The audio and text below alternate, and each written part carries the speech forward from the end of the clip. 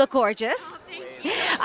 Can you tell me, how long did it take for you to perfect your British accent in Ginger and Rosa? Yeah, you know, it took about 2 months to get it just right, because it was also very specific, because it was 1960s London, so you know it was all their sort of slang words from back then, and yeah, but I worked with a dialect coach, and we really sort of went word by word, you know, really being very picky.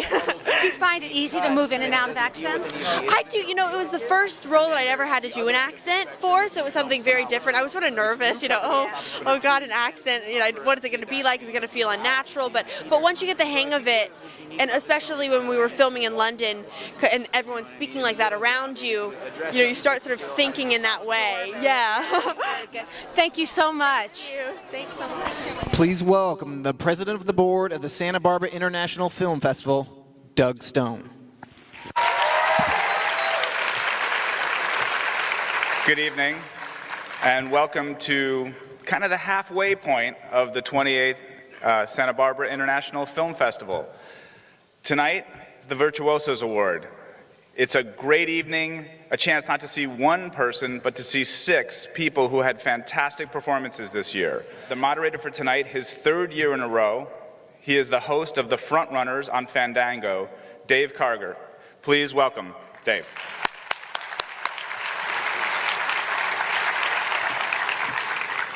Thank you so much. It is my absolute pleasure to be back a 3rd year hosting the Virtuosos. This is a highlight of my year. I love this crowd, I love this theater, I love this town, and it's a pleasure for me to be here. I will tell you, if there's one thing that our 6 very impressive virtuosos can teach us, it's that when you're an actor, a breakthrough moment in your career can happen at really any time. It can happen in your first professional acting job, as it did with our Oscar nominee Quvenzhané Wallis from Beasts of the Southern Wild.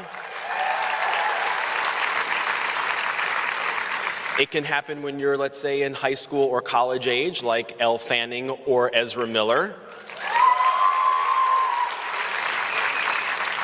It can happen when you've been at it for about a decade or so, when you're in your early 30s, like Eddie Redmayne or Omar Sy.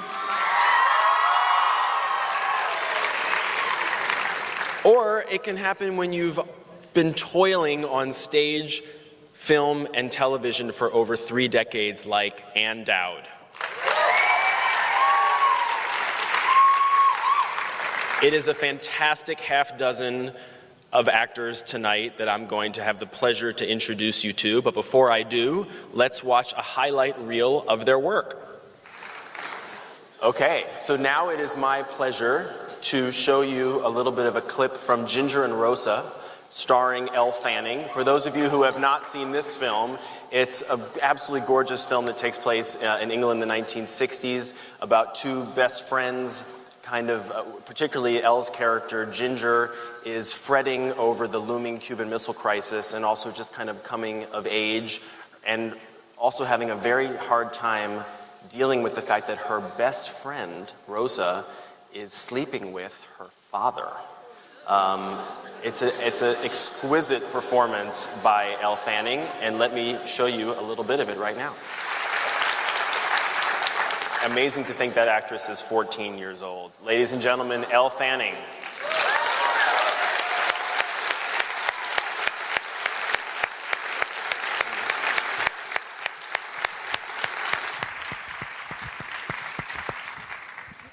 Hello, have a seat. I'm so happy to see you with a smile on your face, Elle. Yes, no tears. We're okay. The Cuban Missile Crisis has been averted. Alive, We're all right. I can't say the same for Rosa and your dad. It's, that didn't end up so well.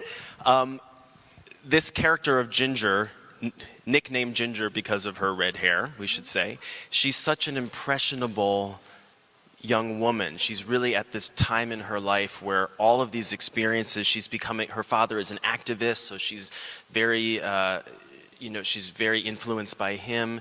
Is that something that you were able to relate to, this girl who is really has her eyes open to all these new experiences? Yeah, I think for me it was because she's a teenager, and at the time I was 13, so I was a teenager as well, and also like when you're that age, you want to be an adult in a way, but you don't want to have the responsibilities of an adult. You still want to have the freedom, and I think that's what Ginger was struggling with as well. She wanted to be free, but she didn't want to sort of have all the weight and the responsibilities, especially during that time when knowing, the world at any moment, the next day, they could all be dead, it could end, and so she was definitely sort of overwhelmed by that, and also sort of the betrayal that she finds out, with Rosa later. Correct me if I'm wrong, but Ginger's considerably old. Isn't she 17 or something, 16 or 17 in the movie? Yeah, I remember when I read the script the first time, it said she was 16, and then I was 12 when I auditioned for it. So I was really I didn't think that I was gonna actually get it or anything. But when I met Sally for the first time, we instantly clicked right away. And Sally Potter, the director. The director, yes. We have a really intense relationship together, and from that day, I was like, maybe it will happen, maybe it will, because I felt something, and when I got the script back, when I was like I got the role, she had deleted the age in the script because she knew I was young, and whenever we talked about it, because Alice, who plays Rose in the movie, when she did it, she was 17, and but Sally said that age didn't matter. She said, don't even think about that, it doesn't matter. Well, you two definitely come across as the same age. I think you carry yourself older, you're tall, I think that helps things. How about the whole kind of 1960s vibe of the film? Was that exciting for you to explore? How did you get into that whole 1960s feeling? Yes, it definitely was. Because Sally grew up in that time, and she knew what it was like, especially 60s London is very specific, with the clothes and all the little details. And Sally told us about sort of the different cliques they had back then.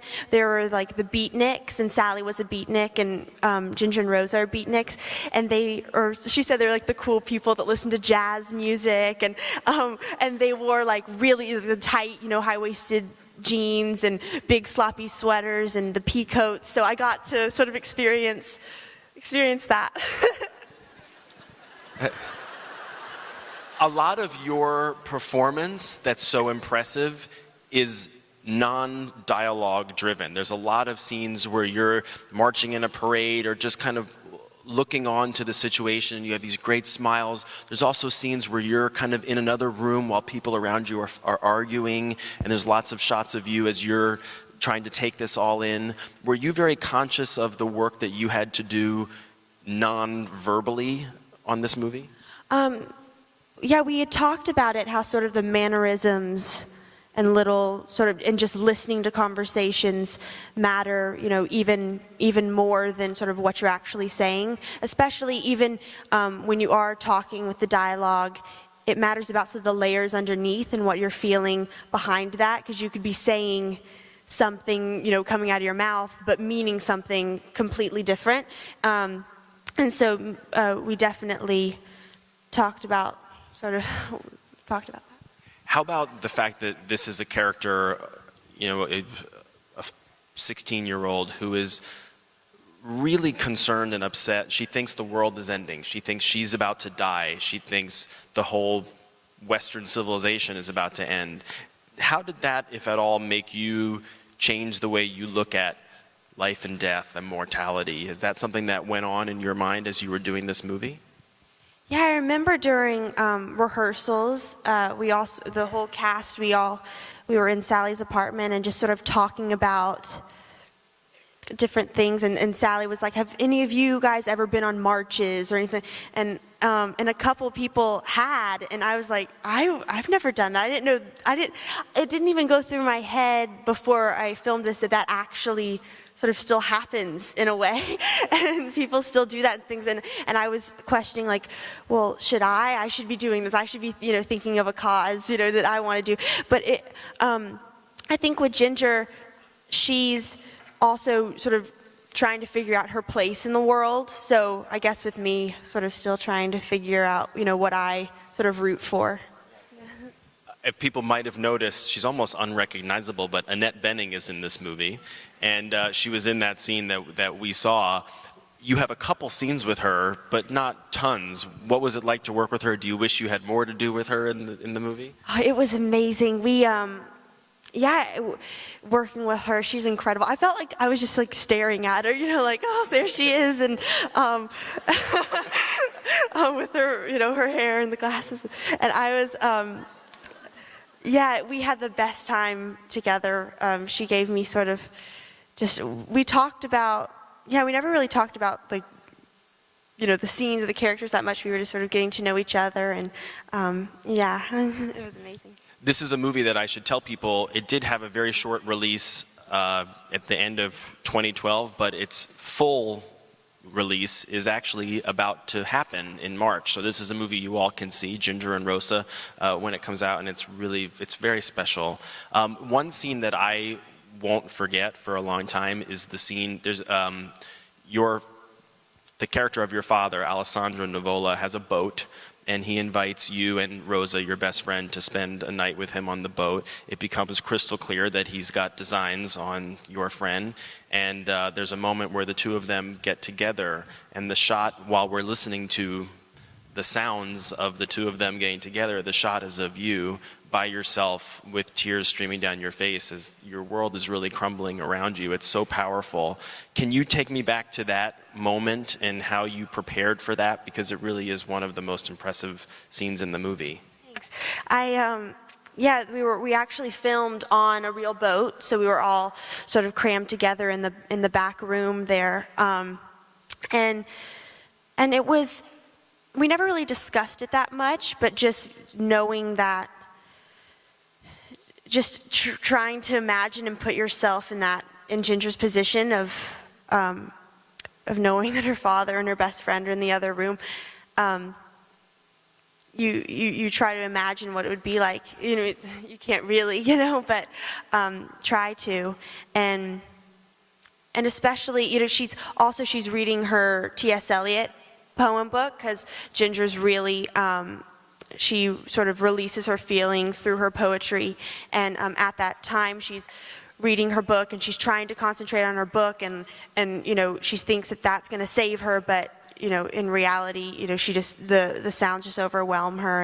And also, she loves her dad, so she has this sort of, she can't tell her mom, or she can't tell anyone else what's actually going on, because she doesn't want to get her dad in trouble, even though what her father's doing is completely wrong. So she just has a lot of mixed feelings and emotions. Do you miss the red hair?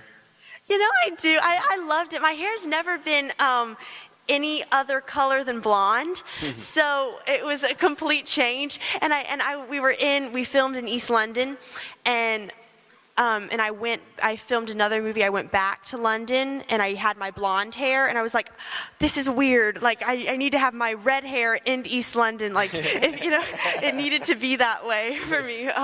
But yeah, it was perfect for Ginger. I can't have it without Ginger. And do you feel like you ever would have found a role like this? You said you were 12 when you read it. Do you ever think you would have had a role this complex at this point in your career? I don't think so. It sort of just arrived, and it was there. And when I read it, I thought it would definitely be a challenge, just because there are so many different feelings that I've never even experienced in real life before. So having to portray it in a film. Well, by watching this performance, you would think that you have gone through it in real life, because it's that effective. Congratulations, Elle Fanning, everybody. Thank you so much.